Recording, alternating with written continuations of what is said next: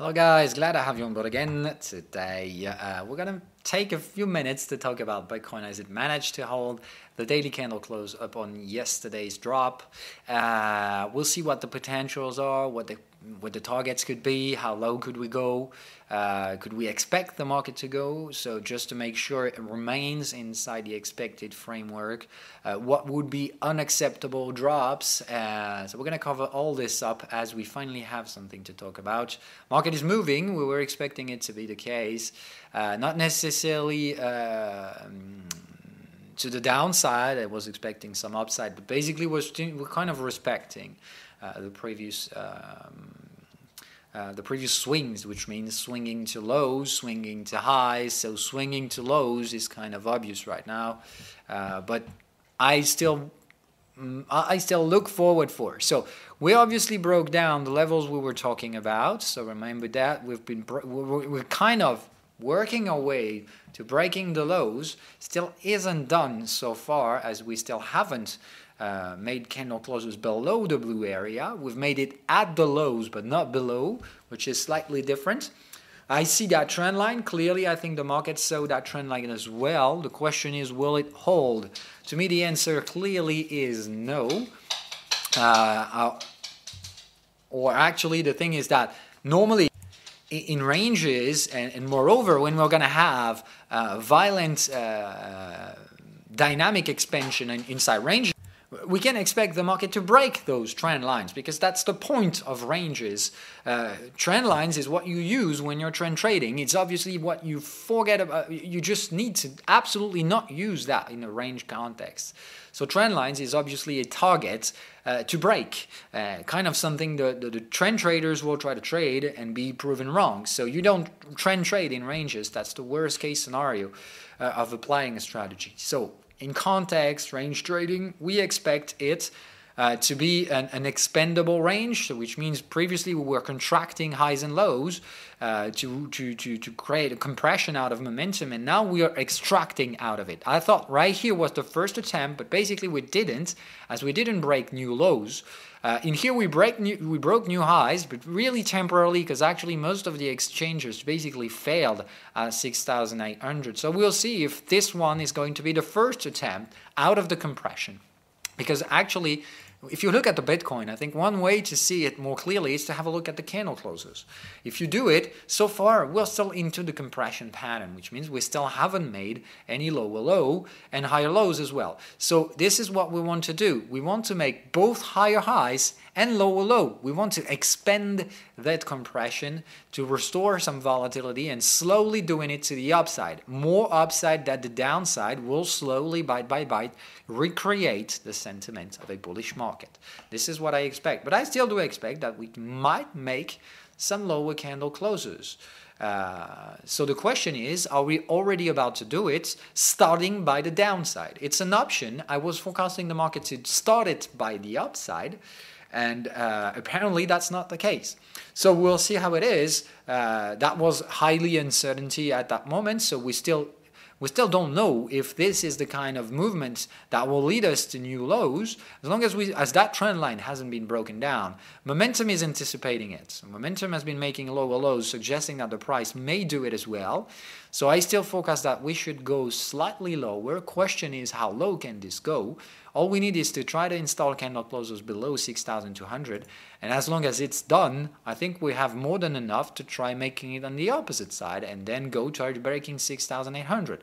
So we'll see how it is, but at the current time, what I forecast is still for us high probability to do it that way.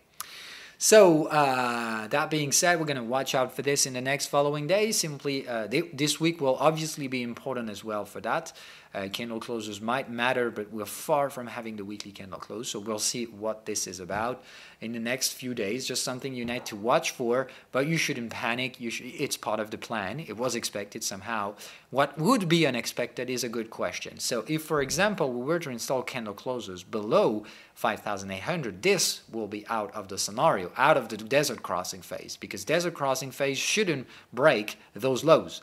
The desert crossing phase and reinstalling volatility should break highs and lows, but we should maintain the major low and break through the higher highs and break through the previous highs to shortly but steady reinstalling the trend. Now, final thing we need to, I've already said that once again in the past, but we're going to remind you this. I said back then that when we compared to 2014, we basically seen that the market took quite the same amount of time out of the compression to lead to the end of the expansion phase, which means when we started compression, and basically actually we started in here, this is where we've made, we started to make the compression. It basically took us the I'm sorry, when I compared to 2014, it took the exact amount of time out of the market top. So you take this, if this is the beginning of the expansion phase, if this is the turning point, okay, and for now momentum is suggesting it, unless we do an opposite trend move tomorrow or today, and getting us back into that momentum compression, then and in that context we'll still keep on being into the desert crossing phase. So if today is followed through and is breaking to new lows, this will be the shifting point. And if that is, then generally, comparing to 2014, it took us that amount of time approximately to reach out to the point we managed to break the 10Ks. So it says that if we follow this, you shouldn't expect 10K breakup until February 2019. Gives you just a clue about how long this will take. So those who are trading really short-term moves and anything that, it's not about that. It's just about trying to figure out of right now what's going to probably happen until 4 to 6 months. So it's just a projection, it's a time scale, it's nothing close to timing.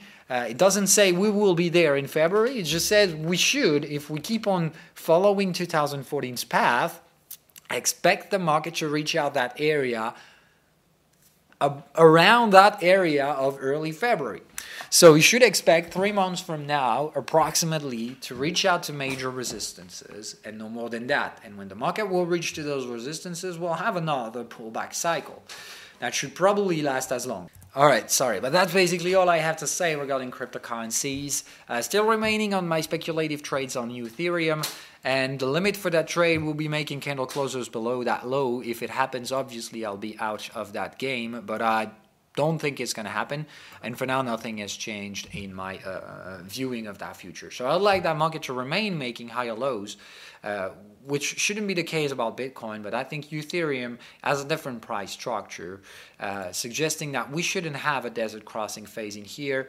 I was expecting more like a V-bottom structure, but apparently right now we still don't have it. So remaining patient, and as long as the Ethereum hasn't broke through the long-term bearish trend channel, we should remain cautious, which means accepting speculative failures, and if it has to be the case, then I'll be surrendering the stop losses without questioning. It's just that as for now, I still wait for that market to show some strength.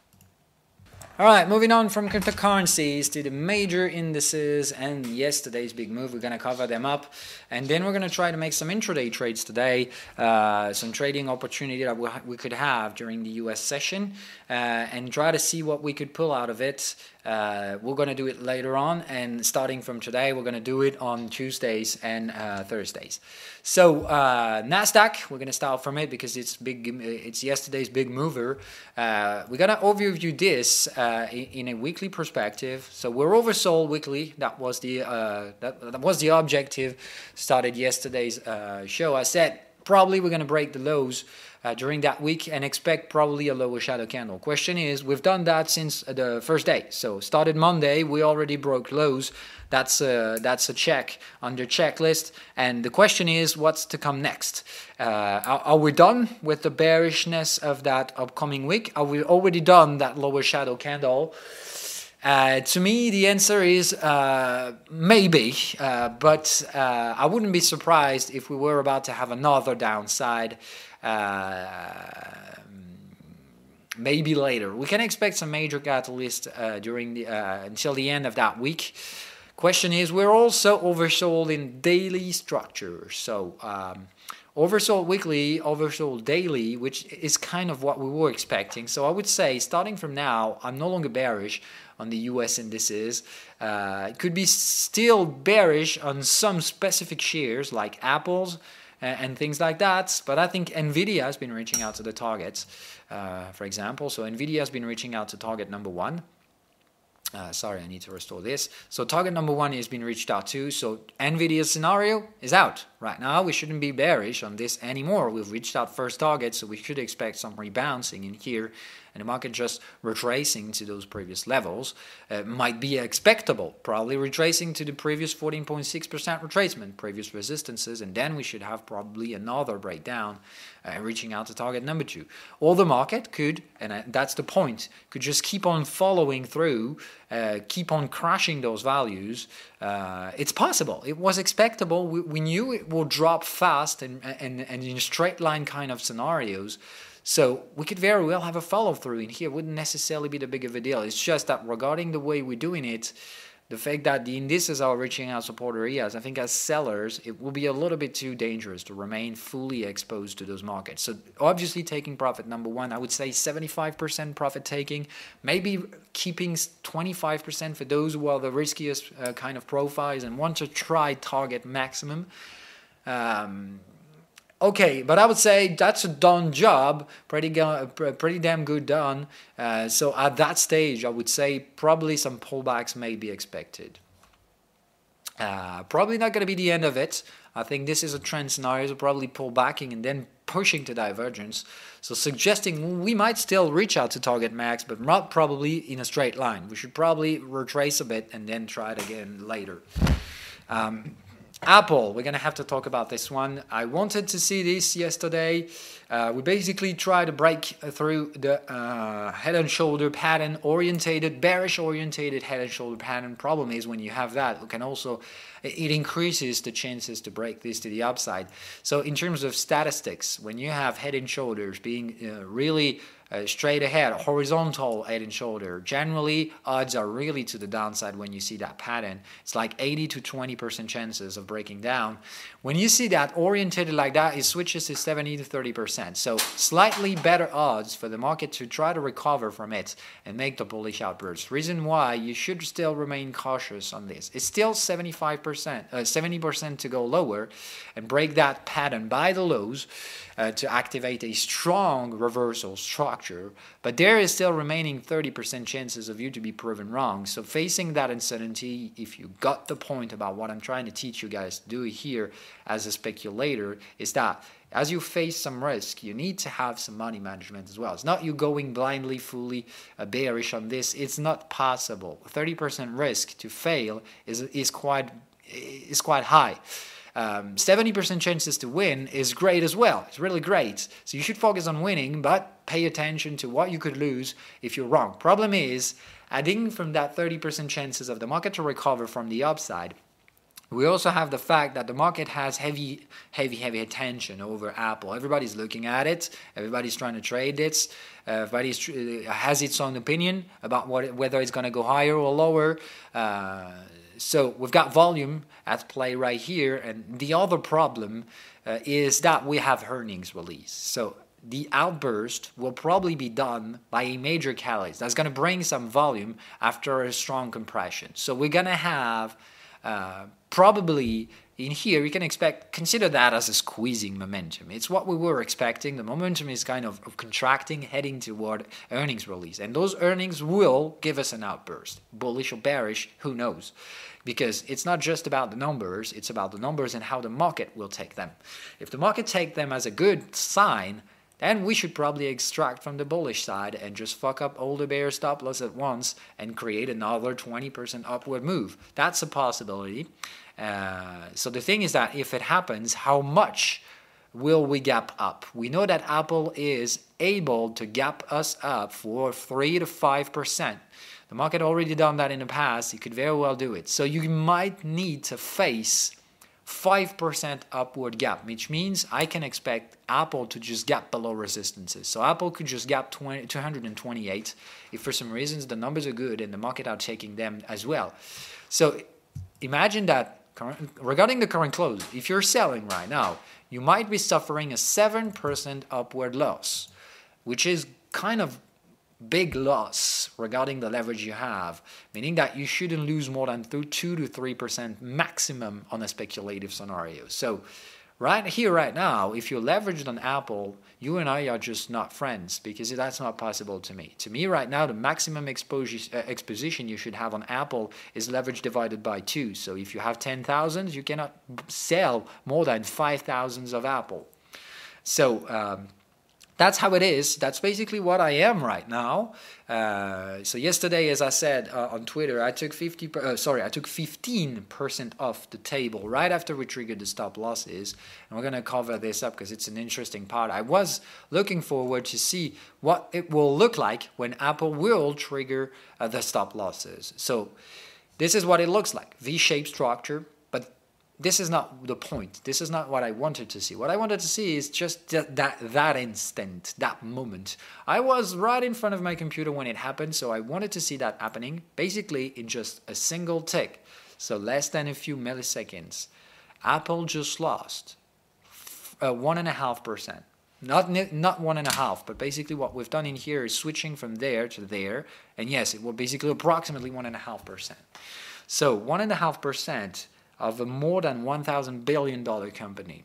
So you know how much that makes. It makes more than $10 billion, so $15 billion who basically vanished in less than a millisecond.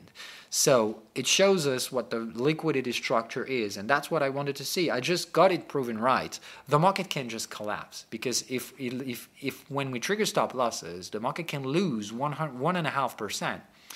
Means that we don't have the expected support. Means that the order book is just empty at some point. When liquidity is missing, the market is able to lose 1.5% just less than a second.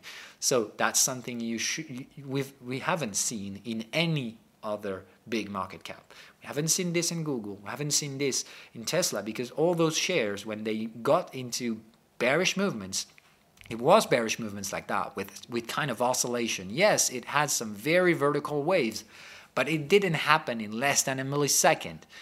The only assets who've been behaving like that are those who've been gapping up and downs out of earnings release. So it was gapping because the pricings were made on after hours. But that's all. It never happened in a straight session when liquidity is supposed to be there. So yesterday the liquidity was supposed to be there because we were trading intraday session on a normal US session. And yet the market decided to just fall off a stair from 1.5% on the most supposed to be liquid asset on earth, which is the biggest market cap we've ever had, Apple. So the big game, the big name, they're too big to fail, just showed us yesterday how weak they are when it turns out to be chasing stop losses. So the stop hunting is started. We don't know if it's going to be keep on forward or not. It remains an uncertainty. That's the reason why I took my profits, partial profits after it. Just tiny partial profit taking. Just to remind you, 15% is really nothing. And I just done that because I have an average entry price of 2017, which is $217, which is not great. So I basically just paid for my fucking stop losses. Now I have a stop loss above that market top, and as long as it is, it's paid. So I don't give a shit anymore about what it's going to cost to me if I fail, because if the market decides to recover V-shaped structure, then I will lose nothing on that trade. If the market just tries to recover and fails again today, tomorrow, or until the earnings release, or if the earnings release is disappointing somehow, I'll be there to take a nice fucking gain.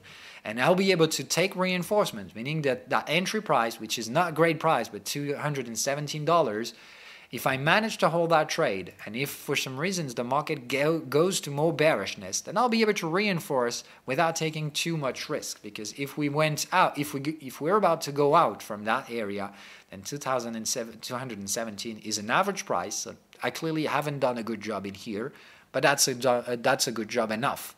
Meaning that if we confirm that breakdown with candle closes, I'll be able to reinforce without taking too much risk, because my stop loss will be above the breakout level, which is important. Okay, So Apple is to be followed closely in the next following days. See if we go chase more stop losses. And I think the big stop loss area is below those prices. This is where I think the market has a lot of stops to trigger. So we'll see if we go there, and if we go, it will be straight lines. So let's stay forward. If we've managed to lose 1.5% just a few milliseconds, you can very well make a -12 in some kind of panic selling, ETFs being wrecked one by one. So we'll see about that. It's a possibility. It might happen in the next few days. And I think if the indices, Nasdaq, SPX, were about to go beyond overselling, I think it can only be done because of Apple breaking down before the earnings release.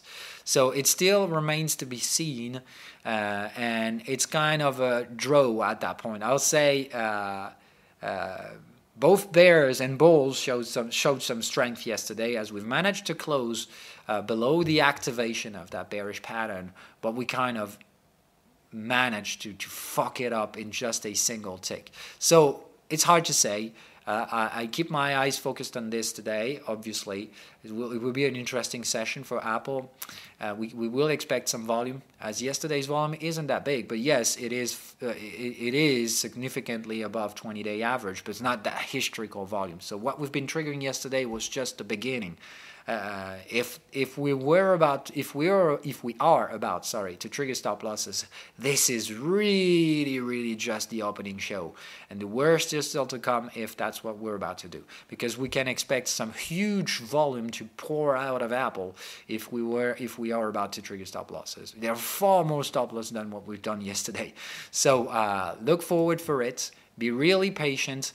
And as you can see, this is really the beginning. In terms of volume, this is really nothing. So you can really expect a lot more to the downside if we are about to do more.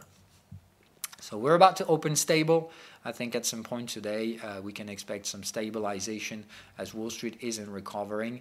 Shanghai has been doing a positive session today. So we'll see how it is. We're kind of opening mixed today in terms of US indices. So it really is the highest level of mystery right now. So I think yesterday was a big day. Today could be as well. Both invalidating yesterday's session or confirming it going into even more oversold conditions, which means triggering stop losses.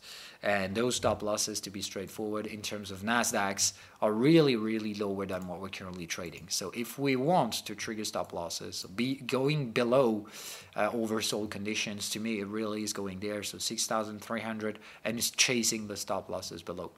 Says we could very well have a vertical out drop, something like that, but even bigger. So you can consider this as being the previous final outburst when we've done the latest. It kind of what we've done yesterday, which leads me to believe that this wasn't enough. So I think we could eventually had one more, which probably it is 161. So we could very well go 6,000s. If you go look for this in the context, this is what I was expecting back then, saying that we can do 161 extension.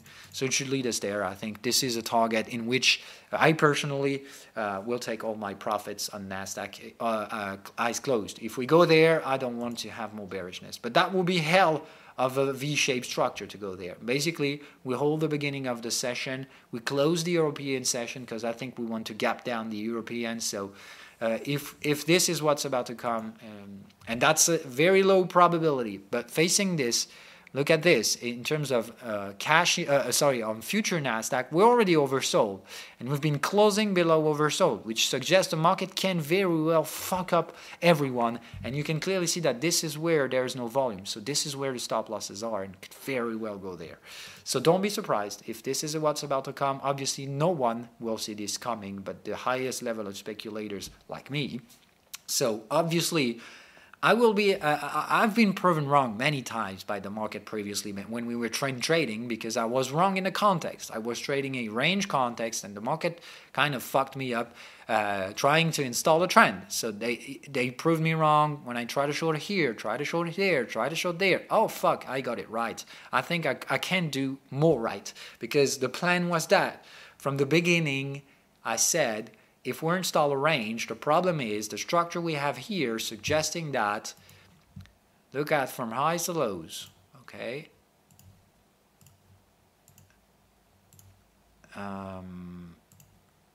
So those lows, we should not, no, fuck you. All right, we've reached out to that area, which suggests this is still compatible with a range, but an extended range, which means we break the highs, but we'll break the lows as well. So, no, sorry, it's just bullshit. Forget about it. No. It's not compatible at all. It's nothing close to this. Sorry, in the NASDAQ, that was kind of expectable somehow. I just mixed SPX and NASDAQ at the current time. So sorry about that. Just forget about it. It's just a mistake for me. So you can expect some more bearishness, some really, really V-shaped structure going there, and then the market recovers and make a daily candle closing here. This will be hell of a lower shadow candle. But if it happens, this is where I want to buy, not here. I want to buy the stop losses. Yes, yesterday we've triggered some. As you can see, this was low volume area. So yesterday we triggered some stop loss. The question is this enough or not? I think the answer is no. And I think if we want to really, really, really make the market panic, this is where panic will be total. And that's the panic I want to buy in Wall Street. So this is where I want to stop selling. Because in here, everybody will obviously fucking panic. You can imagine that if NASDAQ is doing a -7% day, -10% in a day, everybody will be there, oh gosh, shit, Wall Street is heading into bear market. The same bear market that we had previously on all other major indices, okay? We've been doing -20% on all those indices. So why the NASDAQ couldn't do it? It's just a simple question. Yes, we can do it, and I've been clear on this. We've been holding the gains for way too long in Wall Street, and we could just pour those gains in a very, very sharp, brutal drop, and basically catching up on all other indices at once. So don't be surprised if we do this. It's part of the plan. It's just, it was the risk I was trading, and the risk will just show up as expected. And if it shows up, everybody will panic. I will take nice gains and just get out, take my profit, and let the DOMs selling their shares at the bottom. If we go there, obviously, I'm not buying Wall Street, but you could do. If you really, really want to buy a falling knife, this is the area in which you want to do it, when the market will go straight forward to panic. Okay? So you can expect this. That's a possibility. If it happens, it has to happen today or tomorrow. It has to happen quick, because we can expect the market to rebound. So let's say Thursday maximum. It cannot happen on Friday because it will be too risky to make a candle close at the low, and that's not possible. We shouldn't do that. Normally we shouldn't close below that level. So meaning we should go down and returning there to close, returning to volume area. So that area, it's a hell of a lower shadow candle. And this will make everybody clear to say, okay, we found the bottom, and now we're going to retrace for a few days. Okay. So that's part of the plan. So anyway, now moving out from this. So gold is breaking lows as expected. Obviously, Wall Street wants to make everything it can to recover. So it's pressuring everything that is dollar related. So yesterday, breaking new lows. USD yen is breaking new highs. So how the hell can that be possible? But you just don't. It's just trading irrational right now is what the market wants to do. It's just putting a lot of pressure on the dollar, making sure that we're not going to surrender too much gains in Wall Street. But I think that's just the beginning. So we'll see about that. But I'm really curious to see what the dollar will do if Wall Street was about to panic today. Will the dollar reverse or keep a steady pace to the upside? So we'll see. It's really an interesting price area for the dollar. It's trying to break up. The question is, will we manage to do it, or is this just the biggest ever trap on a double top structure, just like basically we've ranged down the bottom in here? Are we just building two range areas, one in here and one in there, in which the market will just oscillate and try to trend in between? So in that perspective, double top, double bottom, and we're gonna go test that area again, which I think is the scenario I'm trading. So I think that's the risk. I think everybody thinks that the dollar is bullish, and as we might be in a top area of a range, we could just reverse brutally without giving pre-signals. So I'm watching closely for this. The market is trying to see if it can go higher. I very well see it failing this, as this doesn't look like a trend trade to me, as this isn't even close to a consolidation, as we basically retraced. How much did we retrace in here? Sorry about that. Now, shit, I'm doing that mistake every time. That's basic.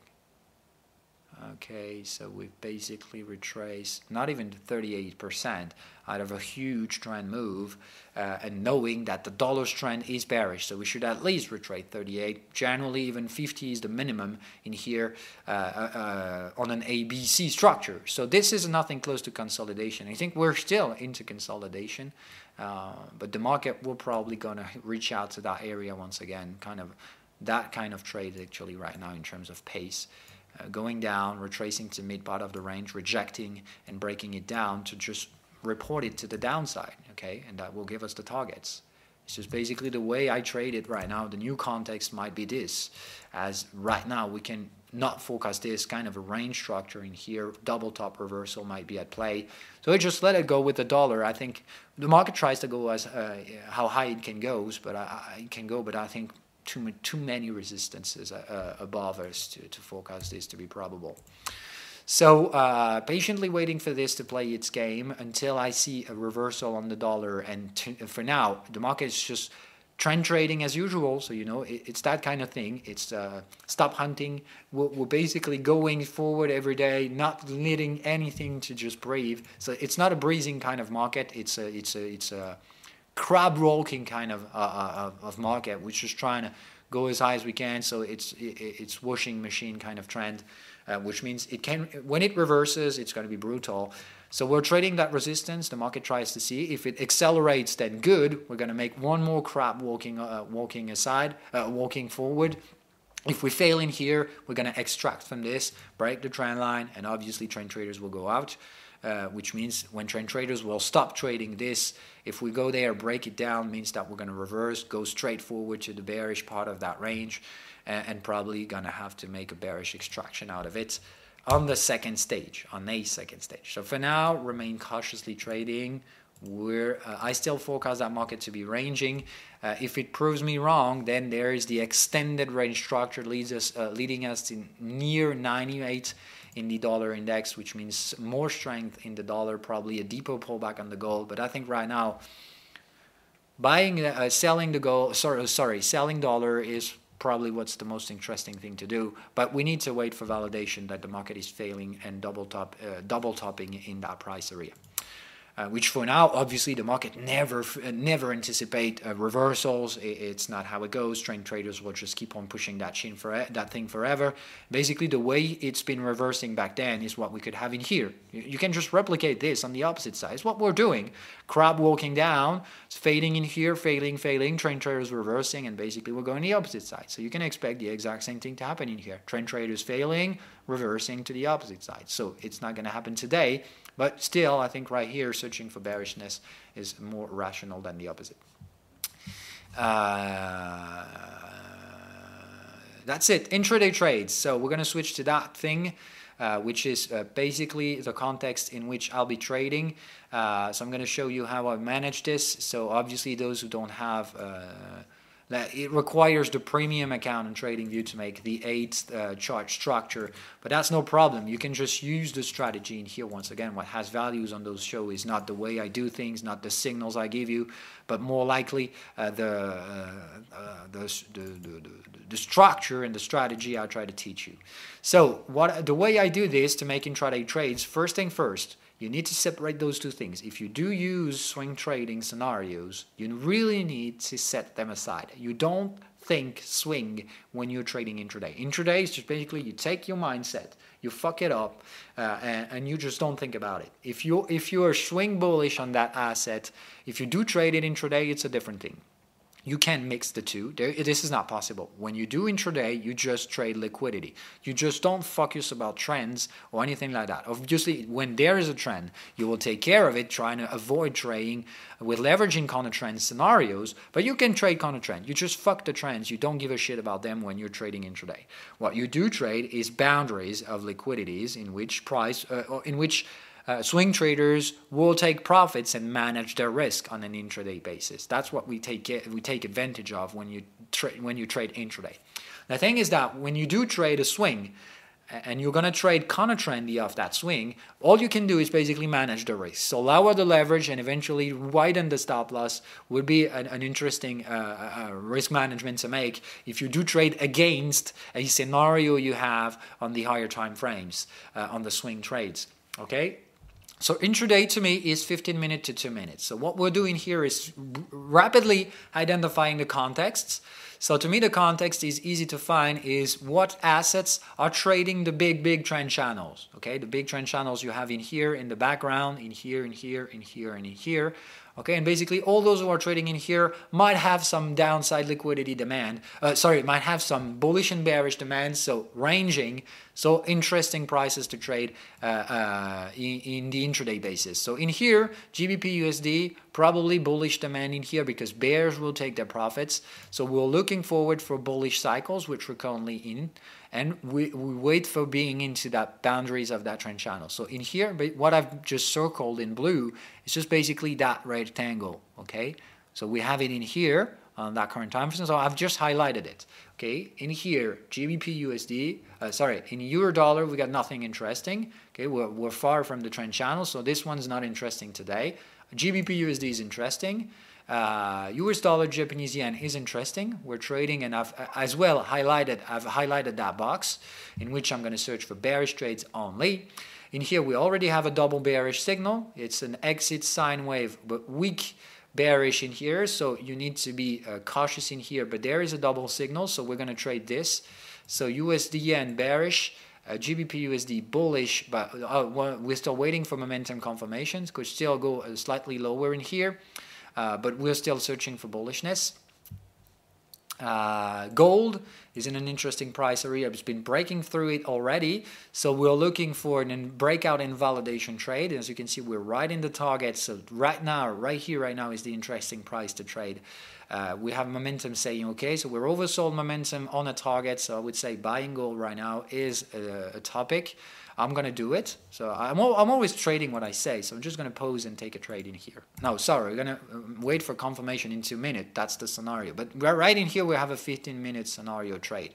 So it's a higher time frame trade, to buying gold in the 2-hour context and 15-minute signal, okay? But we're going to keep on following the scenario in here. Nothing interesting on the SPX as we're both trading in uninteresting price area. We've got interesting trade possibly on the NASDAQ on that blue area. So in here, and we're going to do concentrate trades. So I'm bearish on NASDAQ. So in here, we're going to try supporting the price. And if it breaks down, you stop.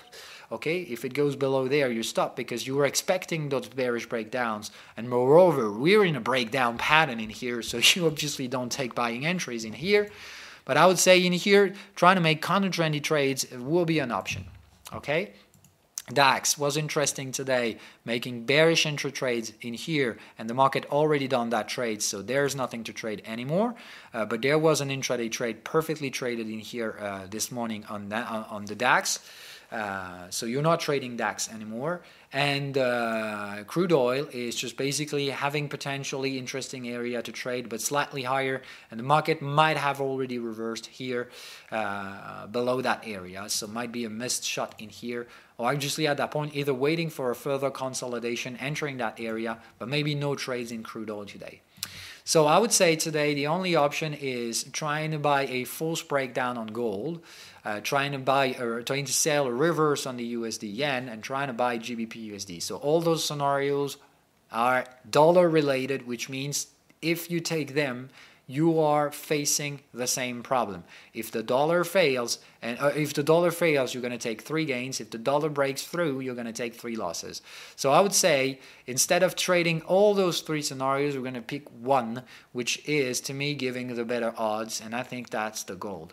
So I would say buying gold today is the most rational thing to do because in an intraday perspective, this is the one that has a bullish context on the higher time frame. So I'm bullish on gold, and I think gold in here shows some interesting prices. There is a risk, which means there will be a stop loss. We'll just wait for the 2-minute signal to confirm this. So we'll see if gold is showing us some double bullish signal in 2-hour chart time frame. Still isn't, and it shows that we could go slightly lower. So I would just wait for this. So either bullish breakup, so recovering to creating a resistance in here and then breaking it up. So we're still trading very interesting prices, but I don't know if the market is going to make one more final push at that stage. Okay, you can clearly see the exit signal right here on the USD, and so everything suggests exit. Everything suggests the dollar is going to reverse today. But the problem is, you know how resilient that market is, and if it just wants to fuck you up, it can do it very well. But we just got a double bullish signal on GBP USD, so those who absolutely want to pull the trigger, I would say this one is the one you can trade.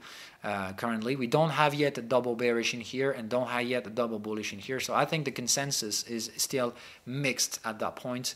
So I would say patiently waiting for the market to try a breakup. So I would say let the market try to break up in here, try to break down a bit on the gold and buying those breakouts, those breakout attempts. And if the market keeps on pushing, then you're just wrong and you're trading against trends, which means you take stop losses, and that's how it is.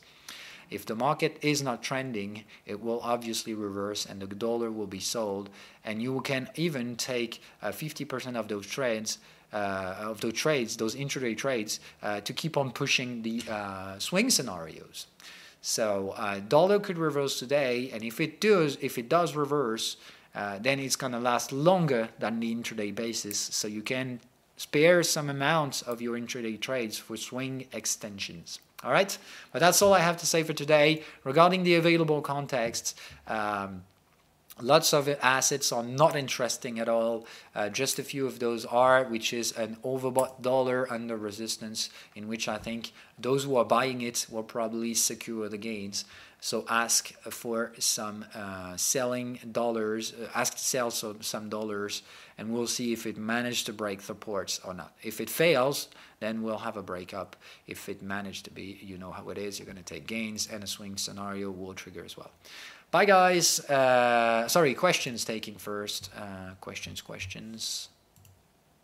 I don't know if they are. Okay. What do you think about only premium user can deal with invite-only indicator? Yeah, I think that's a shame about TradingView, but I basically asked to rise myself as a premium user, so I'm now premium users. But yes, I think TradingView is a business. They're here to make money, and basically I'm not really liking this, but I can understand that. So the compilation issue of your point of view and TradingView's point of view. Yeah, the thing is that in TradingView's point of view, I don't really understand that, because they're trying to make tiny savings in here. It's just, yes, it uses computations. So I understand they put a limitation to this, but the problem is they could just give me 20% slack on here, wouldn't change anything, because I'm basically, and I'm pretty sure about that, I'm the most complex coder into TradingView, which means all other computations they have to make are really tiny and simple codes. So they are not concerned by that limitation. Basically, they only limiting me, and I'm not consuming 20% of computation of TradingViews. So the thing is that as the compilation just happened once, meaning once the indicator has been compiled, it's done. And it's encrypted on your local computer, and there's no more computations to be done by TradingView. So it's a single shot thing. And I say, fuck it, you could just, instead of 30-second limit, just rise it to 1 minute. It will give me more than enough room needed to do what I do, and it will just remove me kind of a fucking pain in the ass, which forces me to do less quality into my indication signaling, which I don't like. I don't like to be limited by a platform, but they don't want to hear it. They just don't. They say basically, fuck you, we're stronger, you're just a tiny guy in here, so just shut the fuck up, and well, that's how they do. So I don't really like that, but it's like I have no choice. To me, it remains a platform I think is reliable as long as we don't have something else that has the same thing.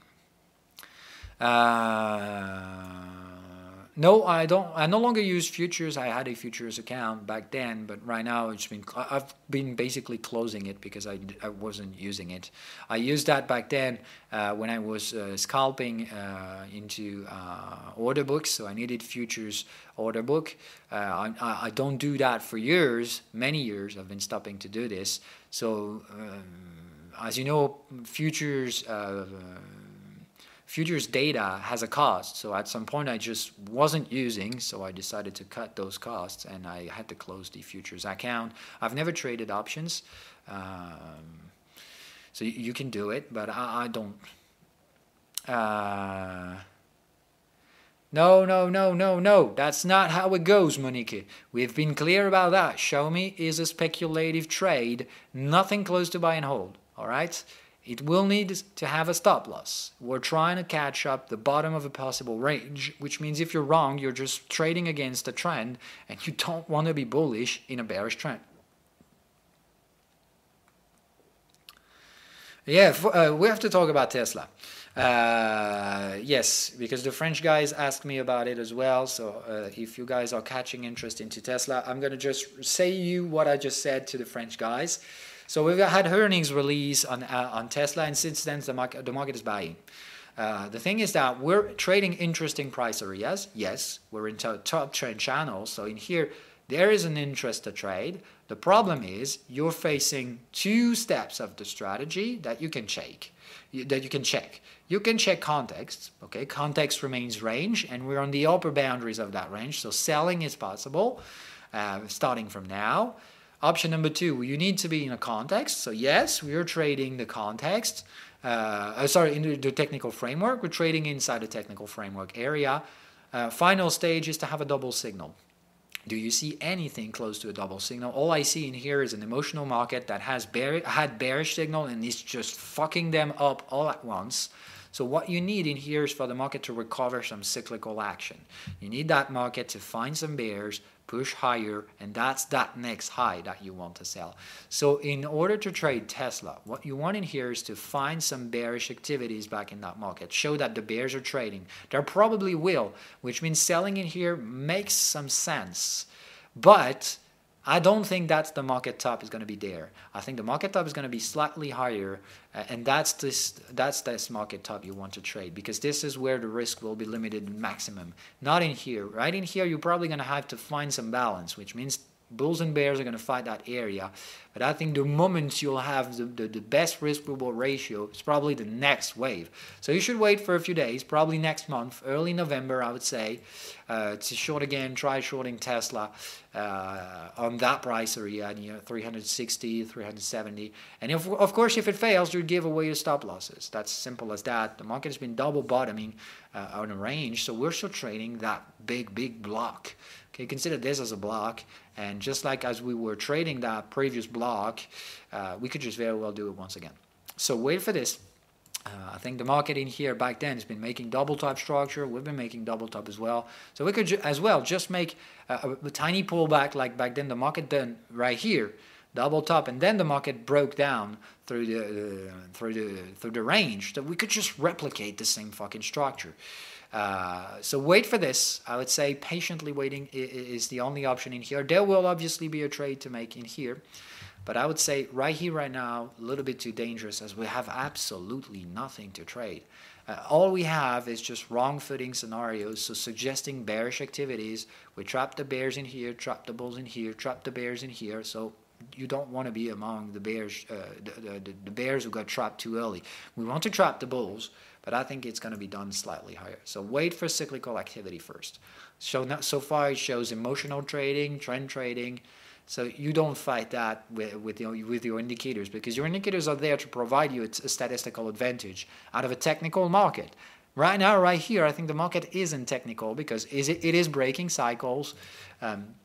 So you don't fight. I would say you don't fight. Patiently waiting to find some balance is needed in here to recover some technicals in that market, which seems to be emotional to me at the current stage. Look at sine wave. Look at this.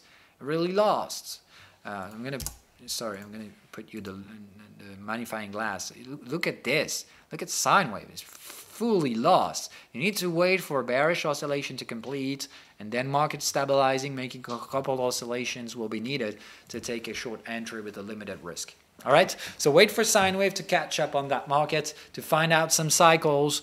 It's been having troubles finding cycles in Tesla because Tesla is an emotional trading asset. As you can see, sine waves got pretty lost. Like 80% of the time, all the cycles are broken. So which means this is not something you can really take advantage of trading with the indicators in here. But in the daily chart, yes, the signals are slightly better. You can see sine wave is catching up on the signals in here a lot better. It's range activity, so it's the worst case scenario for sine wave, but it managed to find the swings anyway. So in here I would say sine wave is usable, and as you can see, for now we're just wrong footing bears. So I would say, you wait for further information. So really you should do. All right, so you wait for the next bearish cycle to play its game, and I think it's going to show up pretty soon, but not yet. Okay, you can see cycle is in here in the bearish reversal area, momentum's overbought, suggesting yes, it's interesting to trade in that area, but yes, wait for stabilization on the lower time frame. That's all for the questions, so thank you guys, see you tomorrow, hope you have a great day, and remain cautious trading that fucking dollar. The market really wants to have a breakout. We'll see if it is. If Wall Street wants a pullback, then it will obviously play the dollar card today, trying to break to new lows on the euro areas, currencies, and obviously try to break the dollar to higher levels. Which is going to be dangerous at some point because rising the dollar is mean rising interest rates as well, and this is not the best case scenario because rising dollar and rising interest rates will basically put some pressure to the lower companies. And I remind you that last time we've been dropping on Wall Street is when we broke higher than 3.12. So suggesting what we have right here is a double signal of bullish activity on the 10-year yields. So it means rising yields again. We'll see how the stock market reacts to this another time. If this is panic area, then we'll panic again in Wall Street. But the dollar may remain strong. If we fail and if we break this down, then the dollar will reverse, and obviously it will not be good as well for stocks. I think anything is just not good for stocks right now.